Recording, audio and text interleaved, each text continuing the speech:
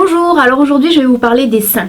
Suite à ma vidéo donc sur les règles, vous avez été très nombreuses à me poser des questions sur la poitrine. Donc j'ai décidé de faire une vidéo à ce sujet. Évidemment, je ne suis pas médecin, évidemment je ne suis pas gynécologue, et évidemment je ne prétends pas être ce que je ne suis pas. Je vais vous parler d'un fameux test du crayon que je trouve complètement aberrant. Alors pour celles qui ne le sauraient pas, vous prenez un crayon, vous le mettez sous votre poitrine.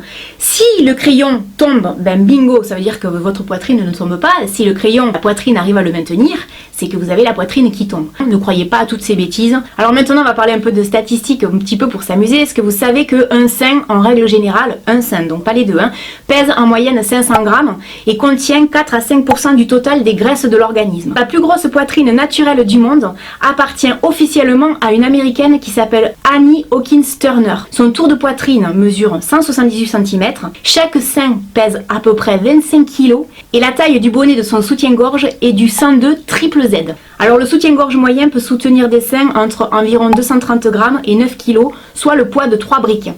Le sein idéal serait, je dis bien serait, rond et de taille moyenne, comme par exemple les seins de la Vénus de Milo. Le pays européen, enfin si on peut dire ça comme ça, puisque maintenant l'Angleterre vient juste de sortir donc de l'Europe. L'Angleterre est le pays où les femmes ont les plus grosses poitrines en Europe, suivi par le Danemark puis les Pays-Bas. Et pour finir, je vous dirais que pour des raisons génétiques inconnues, donc peut-être que la bombe d'Hiroshima n'y est pas pour rien, une japonaise sur 20 naît avec un troisième sein. Alors c'est pas un troisième sein comme on pourrait l'entendre, en fait il s'agit d'un troisième mamelon. Je vais vous parler de 5 habitudes que l'on peut avoir et qui font que nos seins tombent. Et oui, les seins peuvent tomber du fait de l'âge, du fait du poids, etc. Il y a plein de facteurs, mais il y a aussi des choses que l'on fait tous les jours et qui peuvent nuire donc à la beauté de notre poitrine. Et la première d'entre elles, c'est le soutien-gorge.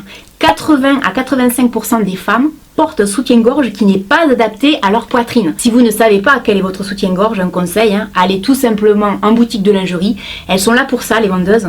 Et au moins, vous aurez un soutien-gorge qui est fait pour vous. Parce que même si un soutien-gorge est très beau, il n'est pas forcément fait pour votre poitrine. Deuxièmement, le tabac. Le tabac nuit énormément à la poitrine. En fait, le tabac fait que la peau perd son élasticité, et que donc les seins tombent et se rident beaucoup plus facilement car il réduit donc la quantité de collagène dans la peau et nuit à la bonne circulation sanguine.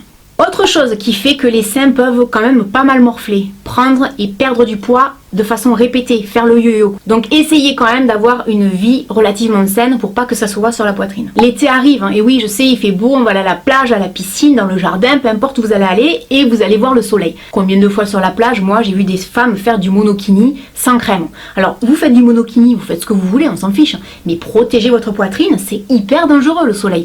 Mettez de la crème, protégez-vous du soleil et profitez des vacances sans faire de choses stupides pour vous, pour votre corps, pour votre santé. La dernière chose, c'est le fait de mal se tenir ou de ne pas faire d'exercice. Alors vous pouvez tout à fait faire des exercices, je pense que ça peut pas vous faire de mal. En tout cas, si vous avez la flemme de faire ça, au moins faites tout ce que je vous ai dit avant. Alors beaucoup de filles se posent des questions, comme par exemple, j'ai une poitrine plus grosse que l'autre, est-ce que c'est normal? Alors oui, c'est normal, le corps humain n'est pas symétrique, donc c'est tout à fait normal. Prenez par exemple vos jambes, vous avez toujours une jambe plus grande que l'autre, ou bien les bras pareil, et même chez les garçons, il arrive qu'un testicule soit plus gros que l'autre. En moyenne, 90% des femmes ont des seins asymétriques. Sachez également que pendant la période d'ovulation, donc lors du cycle menstruel, entre le 14e et le 16e jour, on a les seins par contre qui ont tendance à devenir un peu plus symétriques. Alors vous vous posez aussi des questions du genre, j'ai des petits mamelons ou des trop gros mamelons, est-ce que c'est normal? Alors sachez qu'il existe différents types de mamelons, comme par exemple le mamelon plat, bouffant, inversé, unilatéral, normal, etc. Et comme je viens de vous le dire sur la symétrie des seins, le fait d'avoir des mamelons qui ne sont pas forcément tout à fait identiques est tout à fait normal, donc ne vous inquiétez pas. J'ai des vergetures sur la poitrine, est-ce que c'est normal? Alors les vergetures peuvent apparaître pour plusieurs raisons, la prise de poids rapide, la puberté, les régimes yo-yo, les grossesses, etc. Sachez qu'il existe des crèmes ou des huiles qui fonctionnent très bien. Par contre, si vous voyez que ça ne part pas, n'hésitez pas à aller consulter un dermatologue, c'est son métier. J'ai des poils sur la poitrine, est-ce que c'est normal ou pas? Alors oui, beaucoup de femmes ont un petit peu de duvet sur la poitrine, c'est tout à fait normal. Par contre, attention, ne les rasez pas, sinon vous risquez de les voir pousser 2 fois plus vite. Pareil, évitez les crèmes épilatoires et la cire, tout comme l'épilation à la pince. En fait, il s'agit d'un tout petit déséquilibre hormonal. Donc si vraiment ça vous pose un problème, allez voir directement votre gynécologue. Alors maintenant, on va parler du regard des hommes. En 1967, en pleine révolution sexuelle plutôt dans les pays anglo-saxons, en France on estime que c'est plutôt vers mai 68, Un zoologiste et écrivain, Desmond Morris, a en fait publié un livre qui est devenu depuis un best-seller qui s'est vendu à 10 millions d'exemplaires.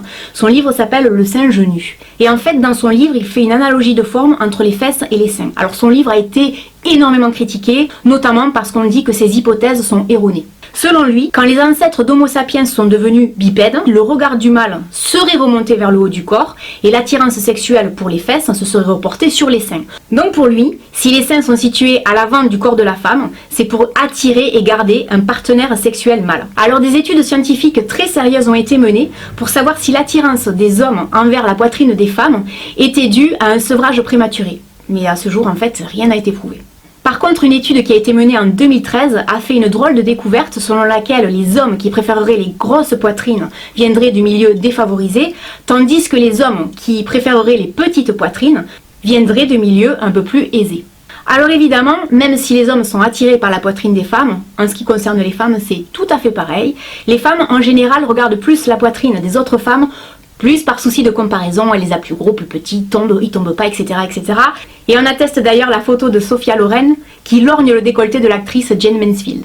Alors maintenant, on va parler des implants mammaires.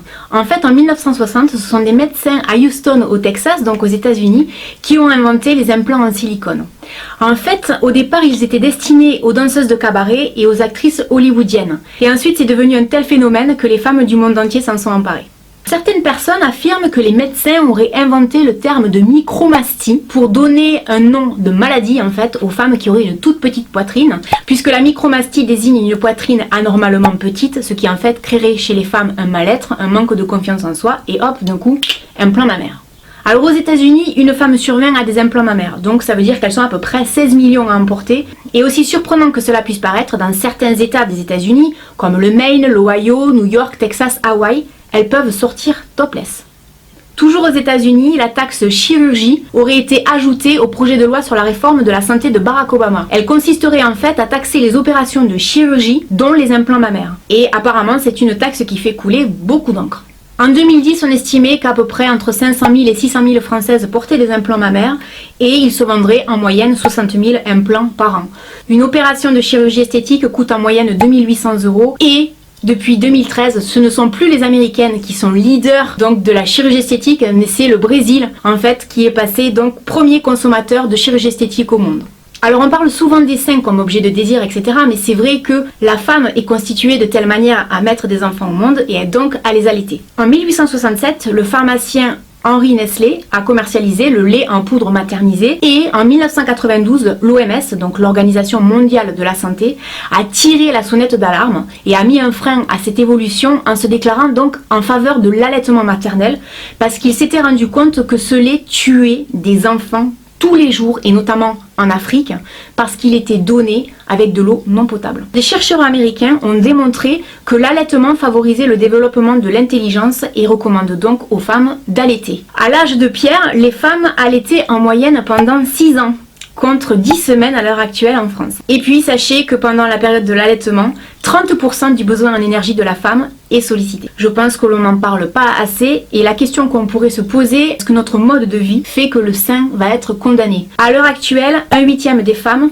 sont touchées par un cancer du sein dans les pays industrialisés, c'est 2 fois plus qu'il y a 30 ans.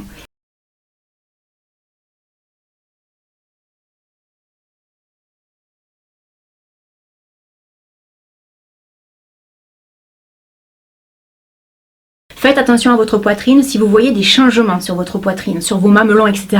N'hésitez pas à aller consulter un médecin, il en va de votre santé, je vous l'ai déjà dit.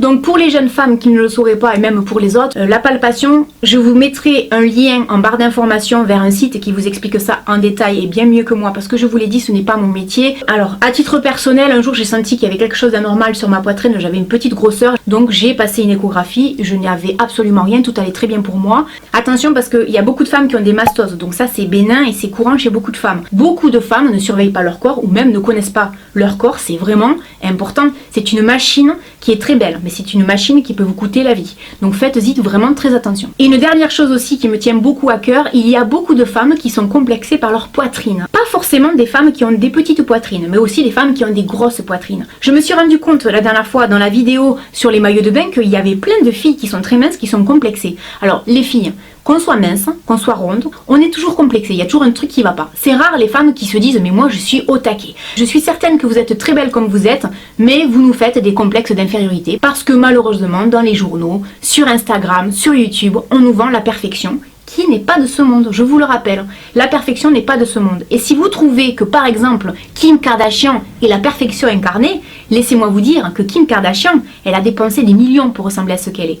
Donc à un moment donné, si vous avez besoin de faire de la chirurgie esthétique, faites-le, mais s'il vous plaît, arrêtez de complexer pour des choses qui n'en valent pas la peine.